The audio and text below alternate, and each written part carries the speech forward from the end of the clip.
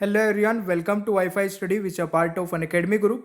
दोस्तों, आज की इस वीडियो में हम देखने वाले हैं जीके के कुछ और इम्पोर्टेंट क्वेश्चंस आंसर जो कि काफ़ी इंपॉर्टेंट होने वाले हैं सभी एग्जाम्स के पॉइंट ऑफ व्यू से। तो आप इस वीडियो को शुरू से लेकर एंड तक देखिएगा। वीडियो अगर आपको पसंद आती है तो प्लीज़ लाइक करके अपने सभी दोस्तों के साथ में भी जरूर शेयर कर दिया करें। दोस्तों, टेलीग्राम अगर आपने अभी तक ज्वाइन नहीं किया तो सौरभ मलिक ऑफिशियल नाम से टेलीग्राम है, इसको ज्वाइन कर लेना, क्योंकि यहाँ पर आप लोगों को 5000 जीकेजीएस की जो पीडीएफ है वो मिल जाती है। साथ ही साथ अनअकैडमी की जो फ्री क्लासेज होती है दिन में 2:30 बजे और रात में 11 बजे, दोनों क्लासेस के लिंक भी यहाँ पे आप लोग को मिल जाता है। दोस्तों, अनअकैडमी प्लस के बहुत सारे बेनिफिट है, जैसे लाइव क्लासेस, स्ट्रक्चर कोर्स और वीकली टेस्ट, अनलिमिटेड एक्सेस और भी सारे बेनिफिट है। जब आप अनअकैडमी प्लस सब्सक्रिप्शन ज्वाइन करते हैं तो आप लोगों को दोस्तों ये कोड लगाना है, इससे आपको मैक्सिमम डिस्काउंट मिल जाता है सभी कैटेगरीज में। तो आप जिस भी कैटेगरी में सब्सक्रिप्शन ज्वाइन करेंगे आप लगा सकते हैं। 10 फरवरी का जो लास्ट ऑफर है दोस्तों एडिशनल मंथ का, इसको अवेल कर सकते हैं अगर आप सब्सक्रिप्शन 10 फरवरी से पहले पहले ज्वाइन कर लेते हैं। अब देखिए, सबसे इंपॉर्टेंट पॉइंट है आज की इस स्लाइड का। जो Unacademy government exam scholarship test है दोस्तों, ये 20 फरवरी को होने वाला है। इसमें आप लैपटॉप जीत सकते हैं, मोबाइल जीत सकते हैं, बाकी आपका वायरलेस ईयरबड्स जीत सकते हैं और भी बहुत सारी चीज़ें जीत सकते हैं। तो इसमें एनरोल करने के लिए जो पहली बार एनरोल करेगा उसको तो कोड की ज़रूरत पड़ेगी, तो कोड यूज कर लेना स्टडी 10। जो पहली बार एनरोल करेगा, ठीक है, फ्री ऑफ कॉस्ट है, इसमें कोई भी चार्ज नहीं लगने वाला। और जो पहले से है बस उनको जाके एनरोल कर लेना है। और ये बैंक, एसएससी, रेलवे सभी कैटेगरीज में है दोस्तों, ठीक है। और सफलता बैच 9 फरवरी से शुरू हो चुका है, इसमें भी आप एनरोल कर सकते हैं स्टडी 10 कोड लगा करके। मंथली आप देख लीजिएगा, फीस जो भी आपको अच्छा लगे आप ज्वाइन कर सकते हैं। बाकी टेस्ट सीरीज दोस्तों आपकी फ्री ऑफ कॉस्ट होती है एसएससी कैटेगरी में, ये आप ज्वाइन कर सकते हैं। और शुरू करते हैं आज की वीडियो को, प्लीज़ पूरा एंड तक देखिएगा। दोस्तों, आज की वीडियो का पहला क्वेश्चन है, खो खो में कितने खिलाड़ी होते हैं। देखिए, अगर आपको क्वेश्चन का आंसर पता होगा तो नीचे कमेंट बॉक्स में ज़रूर बताइएगा। और इस क्वेश्चन का सही आंसर होगा दोस्तों 9 खिलाड़ी होते हैं दोस्तों खो खो में। यहाँ पे अगर मैं बात करूँ खो खो की दोस्तों, तो खो खो महाराष्ट्र भारत में आविष्कार किया गया एक लोकप्रिय टैग गेम है। दोस्तों, इसमें अगर मैं बात करूं, देखिए एक और टैग गेम आता है, यह भारतीय उपमहाद्वीप में 2 सबसे लोकप्रिय पारंपरिक टैग के खेलों में से एक है। दूसरा दोस्तों कबड्डी होता है, तो ये भी आपको याद रखना है। दूसरा क्वेश्चन है, पानीपत की तीसरी लड़ाई किस वर्ष हुई थी। तो यहाँ पे अगर मैं बात करूँ दोस्तों, तो बिल्कुल सही है। इस क्वेश्चन का जो राइट आंसर होगा वो 1761 हो जाएगा। तो जो पानीपत की तीसरी लड़ाई है वो 1761 में हुई थी। पानीपत की तीसरी लड़ाई 14 जनवरी 1761 को दिल्ली के उत्तर में पानीपत में मराठा साम्राज्य और अहमद शाह दुरानी की हमलावर अफगान सेना के बीच हुई थी। तो ये आप लोगों को याद रखना है। अगला क्वेश्चन आता है, 2022 एएफसी महिला एशियाई कप की मेजबानी किस देश द्वारा की जाएगी। तो एएफसी दोस्तों क्या है, ये है एशियन फुटबॉल कॉन्फेडरेशन, और इसकी जो मेजबानी होगी दोस्तों वह आपकी होने वाली है भारत में, इंडिया में। तो राइट आंसर ऑप्शन ए हो जाएगा। देखिए, ये एएफसी का दोस्तों जो संस्करण होगा महिला एशियाई कप का, तो एएफसी महिला एशियाई कप का ये 20वां संस्करण होगा, जो एशिया में चौथा अंतर्राष्ट्रीय फुटबॉल टूर्नामेंट है। और जो एशियाई फुटबॉल परिसंघ में महिलाओं की राष्ट्रीय टीमों द्वारा आयोजित किया जाता है, और इसकी मेजबानी अब की बार भारत करेगा, यह आपको याद रखना है। दोस्तों, नेक्स्ट क्वेश्चन आता है, लोकसभा के 17वें और वर्तमान अध्यक्ष कौन है। तो अभी वर्तमान में, तो इस क्वेश्चन का जो दोस्तों राइट आंसर होने वाला है, लोकसभा के 17वें और वर्तमान अध्यक्ष कौन है, तो ओम बिरला हो जाएगा इस क्वेश्चन का राइट आंसर। यहाँ पे अगर मैं बात करूँ दोस्तों, ओम बिरला एक भारतीय राजनीतिज्ञ है, और जो लोकसभा के 17वें और वर्तमान अध्यक्ष हैं, वे राजस्थान में कोटा बूंदी निर्वाचन क्षेत्र के लिए संसद सदस्य भी हैं दोस्तों, ये आप लोगों को याद रखना है। दोस्तों, अगला क्वेश्चन आता है, वॉर एंड पीस किसके द्वारा लिखा गया उपन्यास है। वॉर एंड पीस दोस्तों, इस क्वेश्चन का राइट आंसर हो जाएगा, बिल्कुल सही है, लियो टोल्स्टॉय, यानी कि इस क्वेश्चन का सही आंसर बी हो जाएगा। ठीक है, तो यहाँ पे अगर मैं बात करूँ, वॉर एंड पीस रूसी लेखक लियो टोल्स्टॉय का एक उपन्यास है, जिसे 1869 में प्रकाशित किया गया था। ठीक है, और इसे टोल्स्टॉय की बेहतरीन साहित्यिक उपलब्धियों में से एक माना जाता है और यह विश्व साहित्य की अंतर्राष्ट्रीय स्तर पर प्रशंसित काली बनी हुई है। तो ये चीज़ आपको याद रखना है। नेक्स्ट क्वेश्चन आता है, भारत में कितने महाजनपद है दोस्तों? तो भारत में दोस्तों कितने महाजनपद है? ये 16 इस क्वेश्चन का सही आंसर होगा, यह आपको याद रखना है। चलिए जी, अगला क्वेश्चन है। देखिए महाजनपद दोस्तों जो है, जो महाजनपद है वो 16 राज्यों का या कुलीन गणराज्य थे जो उत्तरी शहर भारत में दूसरी सैकरण अवधि के दौरान 6ठी से 4थी शताब्दी ईस्वी पूर्व तक मौजूद थे। ये मतलब था होगा, सॉरी यहाँ पे है लिखा है। और वे जैन धर्म के एक सूत्र के अनुयायी थे। 16 महाजनपद, ये आप लोगों को याद रखना है। भारत के पहले आम चुनाव के बाद किस वर्ष में पहली लोकसभा का गठन किया गया था दोस्तों? इस क्वेश्चन का जो राइट आंसर होगा दैट इज ऑप्शन बी, 1952 इस क्वेश्चन का राइट आंसर हो जाएगा।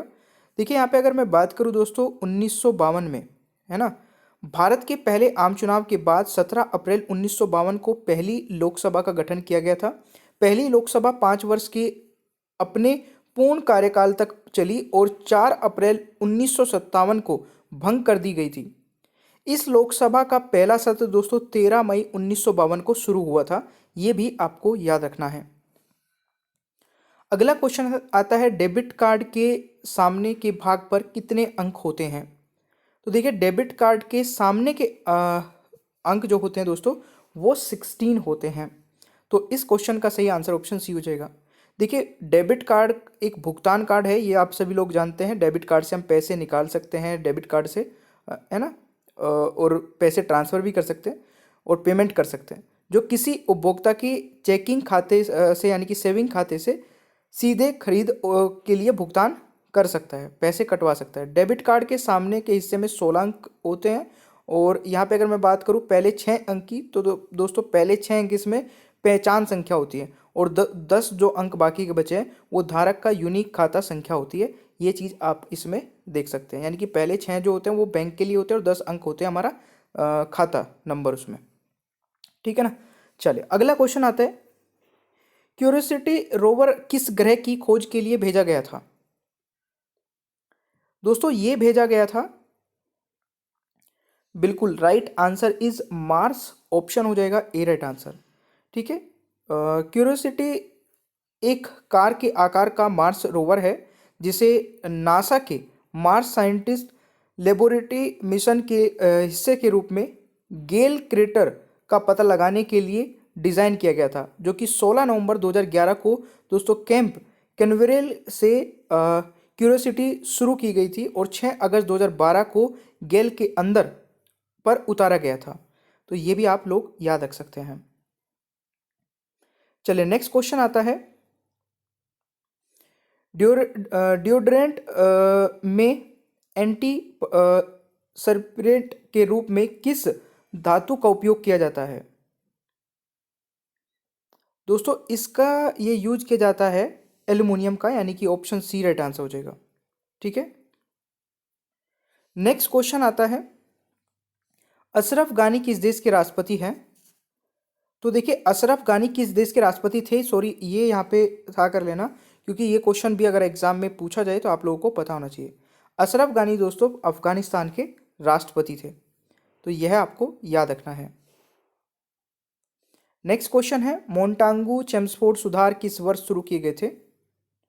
तो मोंटागू चेम्सफोर्ड सुधार किस वर्ष शुरू किए गए थे दोस्तों? 1919 इस क्वेश्चन का सही आंसर होगा।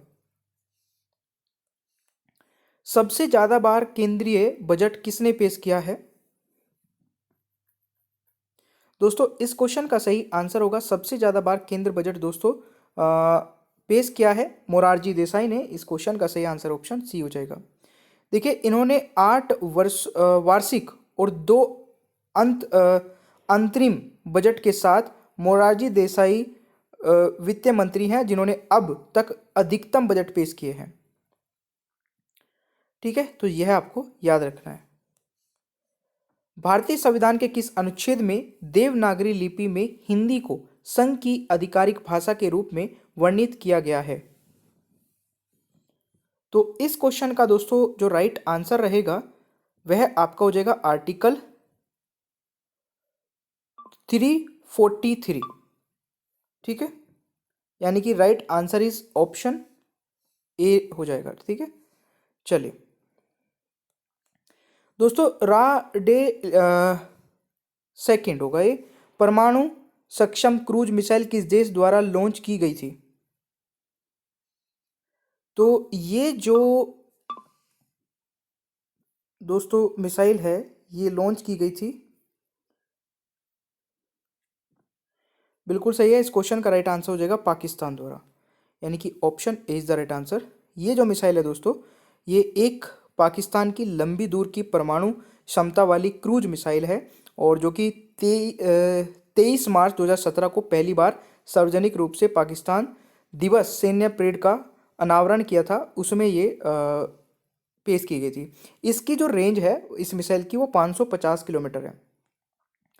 कई बार एग्जाम में आ जाता है रेंज, तो वैसे आप याद रख सकते हैं। क्वेश्चन आता है, विश्व जल दिवस हर साल खाली स्थान पर मनाया जाता है दोस्तों? तो जल्दी से आंसर बताइए। विश्व जल दिवस खाली स्थान पर मनाया जाता है, तो ये मनाया जाता है दोस्तों 23 मार्च को, यानी सॉरी 22 मार्च को। ठीक है, तो 22 मार्च इस क्वेश्चन का राइट आंसर होगा। विश्व जल दिवस एक वार्षिक संयुक्त राष्ट्र का पालन दिवस है जो मीठे पानी के महत्व पर प्रकाश डालता है और मीठे पानी के संसाधनों के स्थायी प्रबंध की वकालत करने के लिए इस दिन का उपयोग किया जाता है दोस्तों। 22 मार्च को मनाया जाता है, ये आप लोगों को बस याद रखना है। अगला क्वेश्चन आता है, ESPN की महिला sport person of the year award 2020 किसने जीता? मेरे प्यारे दोस्तों, इस क्वेश्चन का राइट आंसर हो जाएगा बिल्कुल PV सिंधु ने, यानी कि इस क्वेश्चन का राइट आंसर सी हो जाएगा।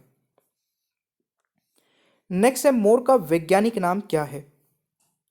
तो what is the scientific name of peacock? तो इस क्वेश्चन का राइट आंसर होगा बिल्कुल सही है पावो क्रिस्टेटस, यानी कि ऑप्शन हो जाएगा डी राइट आंसर। तो ये आपको याद रखना है। भारतीय मोर दोस्तों, जिसे आम मोर भी कहा जाता है, वो भारतीय उपमहाद्वीप का मूल निवासी है और एक मोर प्रजाति है ये। ठीक है, इसका वैज्ञानिक नाम पावो के क्रिस्ट से है।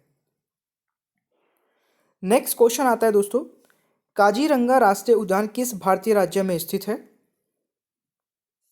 तो काजीरंगा राष्ट्रीय उद्यान किस भारतीय राज्य में स्थित है? दोस्तों ये स्थित है कहाँ पर?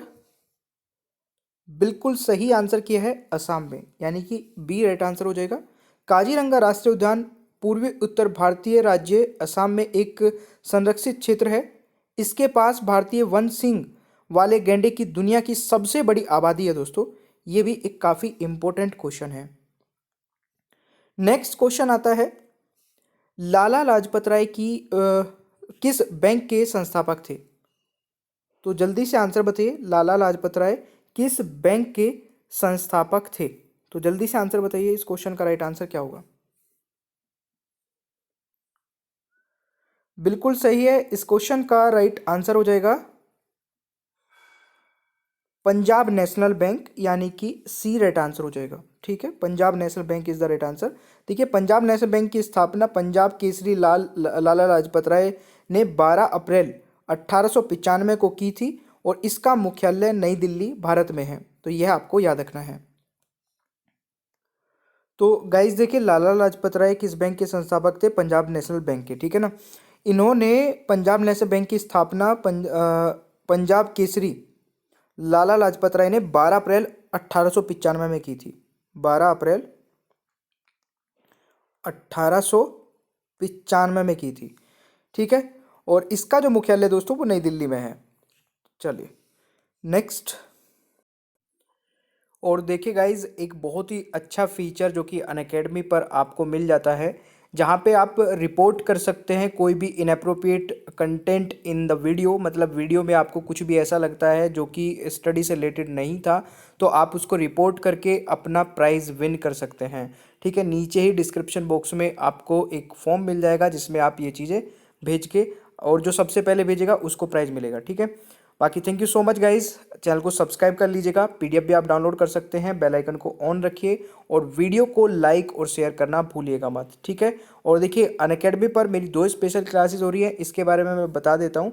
एक तो दिन में होती है दोस्तों 2:30 बजे, ठीक है, और एक होती है रात को 11 बजे। दोनों ही इंपॉर्टेंट हैं और दोनों क्लासेस को आप कैसे देख पाओगे, नीचे डिस्क्रिप्शन बॉक्स में मेरी प्रोफाइल का लिंक आपको मिल जाएगा, अनअकैडमी प्रोफाइल का लिंक, उस पर क्लिक करना है, फॉलो कर लेना है और फॉलो करते ही आपके पास नोटिफिकेशंस आने स्टार्ट हो जाएंगे। ठीक है, तो चलिए मिलते हैं नेक्स्ट क्लास में। Thank you so much.